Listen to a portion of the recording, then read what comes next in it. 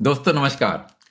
दोस्तों, हम सब व्हाट्सएप, सिग्नल, टेलीग्राम या कोई ना कोई मैसेजिंग ऐप यूज करते हैं। अब हम आदी हो चुके हैं मैसेजिंग ऐप के। बिना मैसेजिंग ऐप के हमारा काम होता नहीं। आप सब लोग इस पॉइंट को एग्री करते होंगे।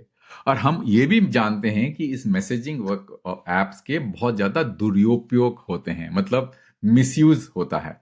इसलिए डिपार्टमेंट ऑफ टेलीकम्युनिकेशन ने एक डायरेक्टिव इशू किया है कि ये सारे मैसेजिंग ऐप को सिक्योर करने के लिए इन ऐप को जो मोबाइल फोन का जो सब्सक्राइबर आइडेंटिफिकेशन मॉड्यूल, जिसको हम सिम बोलते हैं, उसके साथ इंटीग्रेट कर दिया जाए। इसका मतलब ये मान लीजिए आपका ऐप है और ये आपका सिम है, ये दोनों एक साथ इंटीग्रेट हो जाएंगे। तो जब तक ऐप काम करेगा, जब तक उस सिम के साथ में उसका इंटीग्रेशन कायम हो। जैसे ही वो इंटीग्रेशन ब्रेक हो जाता है तो ऐप को काम करना बंद कर देना चाहिए।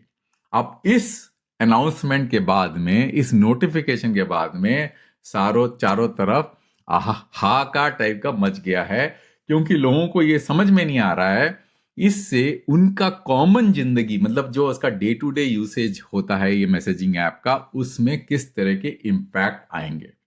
अब दोस्तों, इस वीडियो का जो उद्देश्य जो है इम्पैक्ट समझाना नहीं है, वो तो आप खुद ही अटकलें लगा के समझ जाइए।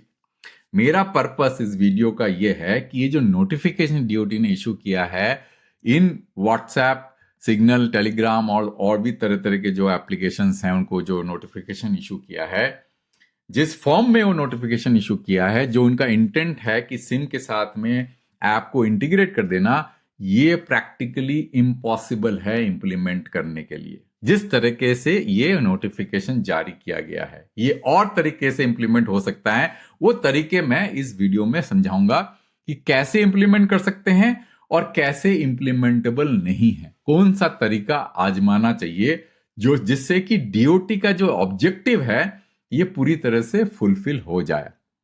तो दोस्तों, ये है मेरा प्रेजेंटेशन का टाइटल कि डीओटी का जो सिम बाइंडिंग का मैंडेट है, जिस फॉर्म में इसको जो है प्रेजेंट किया गया है, वो काम नहीं करेगा। और एक तरीका है इसको इंप्लीमेंट करने के लिए, वो है कि जीएसएमए का एक प्रोटोकॉल है जिसको बोलते हैं मोबाइल कनेक्ट। वो एक प्रैक्टिकल सोल्यूशन प्रोवाइड कर सकता है। तो यही हम समझेंगे इस वीडियो में। अब डीओटी का जो सिम बाइंडिंग ऑर्डर है वो शायद 28 नवंबर या 20 नवंबर को आया था। क्या उनका उद्देश्य क्या था? Mandatory SIM app binding means, जो मैंने आपको पहले बताया कि ऐप तब तक काम करना चाहिए जब तक उसको सिम डिटेक्ट हो रहा है। जैसे ही वो सिम डिटेक्ट होना बंद हो जाए, वो ऐप काम करना बंद कर देगा, है ना। तो app must stop if the SIM is removed और swap. SIM must be verified each time. जब तक वो सिम है मोबाइल फोन के अंदर में, तब तक जो है उसको वेरीफाई करते रहना पड़ेगा।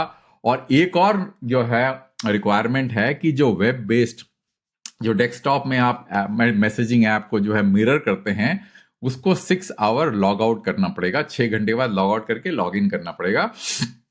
और ये 90 डेज का कंप्लाइंस है। और बहुत सारे मैसेजिंग एप्स को ये नोटिफिकेशन और ये ऑर्डर जारी किया है डीओटी ने। क्यों जारी किया है उसमें नहीं जाएंगे, क्योंकि वो एक लीगल हो जाएगा। डीओटी ने एक रिसेंटली एक नया साइबर सिक्योरिटी रूल्स लेके आए थे, उसको इन्वोक करके इन्होंने ये ऑर्डर जारी किया है। अब डीओटी क्या चाहती है इससे?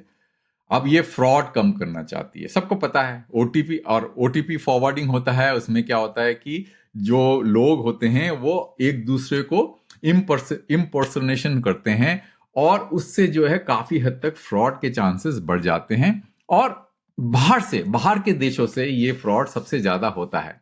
अब आइडेंटिटी जो है वो बहुत वीक हो जाती है। मैसेजिंग ऐप किसी के पास में भी हो सकता है, किसी भी नंबर से काम कर रहा हो सकता है। कोई किसी को पता नहीं कि कौन एक्चुअल इंडिविजुअल है। आइडेंटिटी जो है इसको वेरीफाई नहीं कर सकते। इसलिए सिम के साथ में अगर इंटीग्रेट कर देंगे तो इसका आइडेंटिटी जो है वेरीफाई हो सकता है।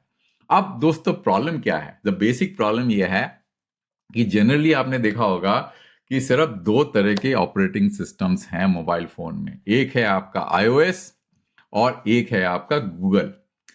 अब दिक्कत क्या है दोस्तों, ये जितने भी ऑपरेटिंग सिस्टम है, बोथ iOS एंड गूगल, वो इन जनरल जो है सिम डेटा को एक्सेस करना अलाउ नहीं करते कोई भी ऐप द्वारा, चाहे कोई भी ऐप हो, वो डायरेक्टली सिम डेटा को एक्सेस नहीं कर सकता। गूगल के पास में एक फीचर अवेलेबल है, पर एंड्रॉयड तो बिल्कुल, गूगल के पास में एक फीचर अवेलेबल है पर iOS तो बिल्कुल अलाउ नहीं करता।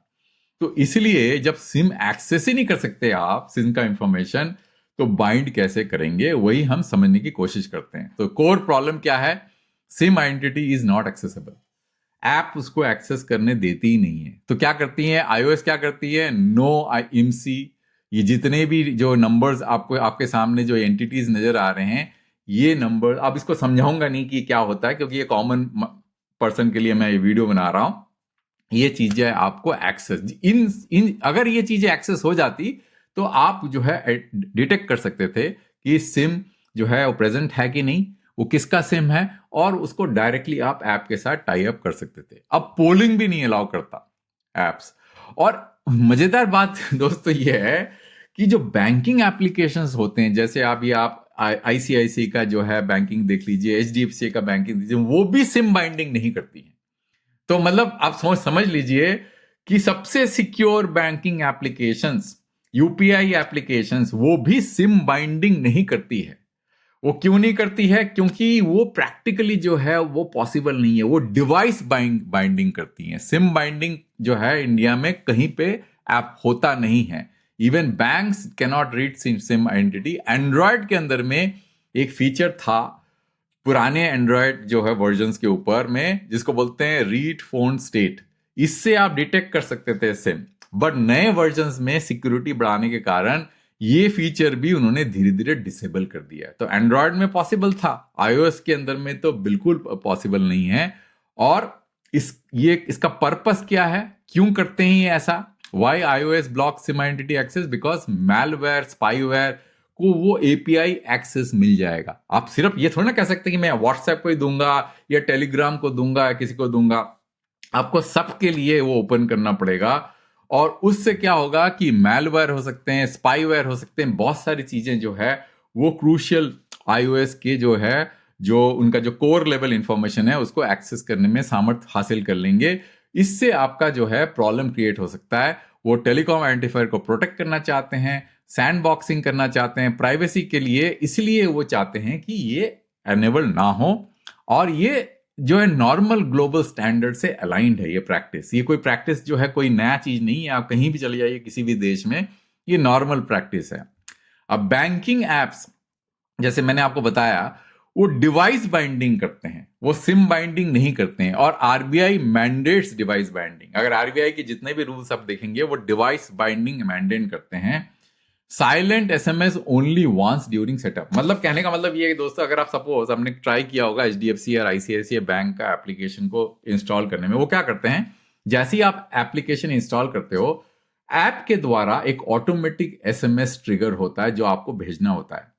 वो ऐप ही ट्रिगर करता है। जैसे ही आपने SMS भेजा अपने प्राइमरी मोबाइल नंबर जो कि रजिस्टर्ड है बैंक से, उसमें एक OTP आएगा और OTP वो रीड करता है। मतलब ये नहीं कि आपको एंटर करना पड़ता है, वो रीड करता है, तभी वो ऐप जो है एनेबल्ड होता है। एक बार वो एनेबल हो जाता है ऐप, फिर बार बार वो सिम को डिटेक्ट नहीं करता। वो इतना जरूर बता सकता है, मान लीजिए आप एयरप्लेन मोड में चले गए, एक भी सिम जो है डिवाइस के साथ में एक्टिवेटेड नहीं है, तो ऐप आपको इस्तेमाल करने नहीं देगा। वो देखेगा कि इसके अंदर में तो सिम एनेबल ही नहीं है, तो ऐप इस्तेमाल नहीं कर सकते। पर वो ये नहीं बता पाता कि किसका सिम है। वो सिम के साथ में ऐप का बाइंडिंग नहीं करता, जो कि पॉसिबल नहीं है, क्योंकि वो OTP से डिवाइस बाइंडिंग करता है। क्योंकि OTP जो है ऐप के द्वारा जनरेट होता है, ऐप के द्वारा डिटेक्ट होता है। और यही फर्क जो है मैसेजिंग ऐप में है, जो कि ये automatic OTP generate and detection नहीं करती, वो यूजर के द्वारा मैन्युअली फीड होता है। इसीलिए जो है मैसेजिंग ऐप डिवाइस बाइंडिंग इतना आसानी से नहीं कर पाते जितना कि जो बैंकिंग एप्लीकेशंस करते हैं। तो और दूसरा क्या करते हैं दोस्तों, ये सारी फिंगरप्रिंटिंग, क्रिप्टो कीज और बहुत सारे जो है फेस ID वगैरह इस्तेमाल करते हैं। इससे डिवाइस बाइंडिंग हो जाता है, पर सिम बाइंडिंग फिर भी नहीं होता है। तो ऐप जो है काम करता है इवन इफ अगर सिम बदल देते हैं आप, उसमें भी काम करेगा। पर अगर आप रीइंस्टॉल करने की कोशिश करेंगे तो उसमें वो इंस्टॉल नहीं होगा। वही सिम जब दोबारा डालेंगे तभी वो चलना शुरू करेगा। मैसेजिंग ऐप में सिम बाइंडिंग पॉसिबल नहीं है। क्यों? मैन्युअली टाइप करना पड़ता है ओटीपी। यार इस कैन बी फॉरवर्डेड। मान लीजिए आप अपने किसी डिवाइस में व्हाट्सएप इंस्टॉल कर रहे हैं और नंबर किसी और डिवाइस का दे रखा है, राइट? तो जैसे ही आप इंस्टॉल करेंगे तो ओटीपी किसी और डिवाइस में आएगा, और जैसे ही वो आएगा वो एंटर करिए तो इंस्टॉल हो जाएगा। तो ये जो है हर डिवाइस में इंस्टॉल हो जाता है। ओटीपी को फॉरवर्ड किया जा सकता है, शेयर किया जा सकता है, तो उसमें कोई बंदिश नहीं है। तो no SIM identity access, no SIM swap detection, no OS support for continue, मतलब ओएस सपोर्ट नहीं है कंटिन्यूअस चेक करने के लिए कि सिम अवेलेबल है कि नहीं है। अच्छा, वर्क अराउंड क्यों नहीं काम करेगा? अब एक तरीका जरूर यह है कि मान लेते हैं कि व्हाट्सएप है आपके डिवाइस के अंदर में इंस्टॉल हो गया है, फिर क्या करेंगे कि हर 12 घंटे में व्हाट्सएप क्या करेगा, उसको लॉग ऑफ कर देगा। वो बोलेगा चलो भाई आप जो है दोबारा लॉग इन करिए। तो मानना ही होगा कि जब दोबारा लॉग इन करेंगे तो फिर ओटीपी मांगेगा, फिर ओटीपी डालेंगे, फिर लॉग इन हो जाएगा। तो एक जो है वर्क अराउंड है इसको जो है बाइंड करने के लिए। बट इसके अंदर में खामी दोस्तों ये है कि ओटीपी तो शेयर हो सकती है, क्योंकि ये ओटीपी को जो है ऑटोमेटिकली डिटेक्ट तो नहीं करता उस डिवाइस से कि भाई वो फोर, जैसे बैंकिंग एप्लीकेशंस में होता है कि ओटीपी जनरेट करने के लिए आपको प्रेरित करता है, जब आप फेंकते हो तो ओटीपी फिर दोबारा आता है और वो ऑटोमेटिकली डिटेक्ट करता है। तो इसमें तो वो नहीं है, तो उसके लिए वो ऐप को चेंज करना पड़ेगा वो कैपेबिलिटी लाने के लिए, जैसे बैंकिंग एप्स में होता है। इसलिए force log out in the current form काम नहीं करेगा, क्योंकि ओटीपी फिर भी जो है आप शेयर कर सकते हो। सिम वेरिफिकेशन होता नहीं है। एंड्रॉयड में जो है परमिशन देना पड़ता है। Google play reject non core use and iOS जो है पूरी तरह से इसको ब्लॉक कर देता है। अच्छा, टेक्निकल कौन सा तरीका है? अब मैंने आपको बताया कि क्यों क्या काम नहीं करेगा और क्या काम करेगा, उसके बारे में बात कर लेते हैं। सबसे बढ़िया तरीका है जीएसएमए मोबाइल कनेक्ट। अब जीएसएमए मोबाइल कनेक्ट होता क्या है दोस्तों, वो जरा आपको मैं दिखा देता हूं एक वेबसाइट में। ये है आपका जीएसएमए मोबाइल कनेक्ट। अब जीएसएमए मोबाइल कनेक्ट को बड़े आसान भाषा में समझ लेते हैं, कैसे काम करता है वो भी समझ लेते हैं। तो अब देखिए क्या होता क्या है कि आपके पास में एक फोन है। अब फोन के अंदर में ऐप इंस्टॉल्ड है। अब ये ऐप जो है इसके iOS के अंदर या मतलब जो भी आपका एंड्रॉयड में, उसको डिप करके जो है आइडेंटिफाई नहीं कर सकता अपने आप को। बट इसके अंदर में एक सिम तो होता है। अब वो सिम जो है वो कनेक्टेड रहता है आपके नेटवर्क से। अब नेटवर्क को तो पता हो, अगर मान लीजिए आप किसी फोन में कोई सिम डालते हैं, वोडाफोन आइडिया का सिम डाला और उसके अंदर में एक नंबर है, और उस सिम के अंदर में आपका कोई जो है जो जिसे कहते हैं टेलीफोन नंबर एम्बेडेड है, वो सिम एक्टिवेटेड नहीं है, मतलब ऑपरेटर उस सिम को एक्टिवेट नहीं किया है। तो जब तक वो सिम एक्टिवेट नहीं होगा ऑपरेटर के द्वारा अपने सिस्टम में, वो मोबाइल फोन नेटवर्क से काम ही, नेटवर्क के साथ में मतलब अटैच ही नहीं हो पाएगा। इसका मतलब जो नेटवर्क है उसको पता होता है कि देखिए ये फोन के अंदर में मेरा सिम एक्टिवेटेड है। तो सिम के बारे में जानकारी ऑपरेटर को होता है कि नहीं?